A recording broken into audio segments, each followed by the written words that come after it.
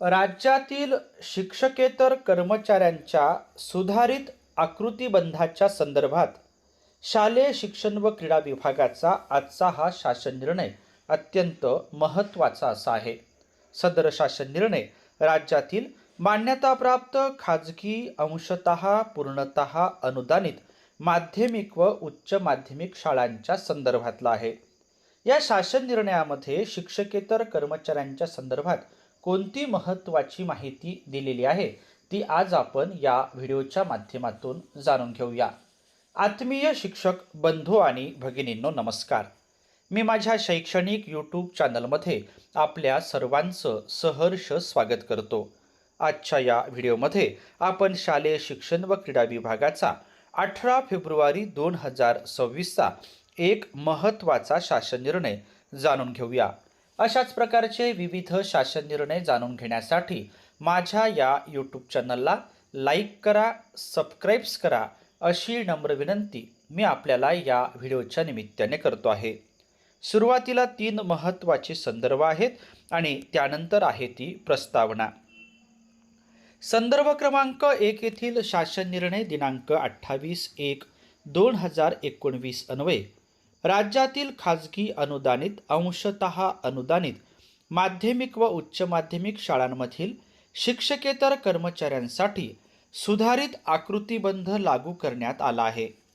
सदर आकृतीबंधानुसार मान्यताप्राप्त खाजगी अनुदानित अंशतः अनुदानित माध्यमिक व उच्च माध्यमिक शाळांमधील इयत्ता 5वी ते इयत्ता 12वीची पटसंख्या 500 पर्यंत असल्यास एक कनिष्ठ लिपिक पद मंजूर होते. संदर्भ क्रमांक 2 येथील शासन निर्णय दिनांक 15/3/2024 अन्वये संच मान्यतेचे सुधारित निकष विहित करण्यात आलेले आहेत. सदर शासन निर्णयान्वये ज्याप्रमाणे शिक्षक पदे मंजूर होण्यासाठी किमान विद्यार्थी पटसंख्येचा निकष लावण्यात आला आहे, त्याच धर्तीवर शिक्षकेतर कर्मचाऱ्यांची पदे मंजूर होण्यासाठी हे देखील किमान विद्यार्थी संख्येचा निकष निश्चित केल्यास शिक्षक व शिक्षकेतर कर्मचारी यांच्या संच मान्यता निकषांमध्ये एकवाक्यता येण्याच्या अनुषंगाने संदर्भ क्रमांक 3 अन्वये प्रस्ताव प्राप्त झाला आहे. सदर वस्तुस्थिती विचारात घेऊन शासन निर्णय दिनांक 28/1/2019 मधील लिपिक वर्गीय पदांच्या बाबतीत सुधारित निर्देश निर्गमित करण्याची बाब ही शासनाच्या विचाराधीन होती. त्या अनुषंगाने शासन निर्णय काय आहे तो आता आपण जाणून घेऊया. शासन निर्णय दिनांक 28/1/2019 मधील 1 लिपिक वर्गीय पदांमधील अनुक्रमांक 1च्या बाबतीत सुधारित निर्देश खालीलप्रमाणे राहतील.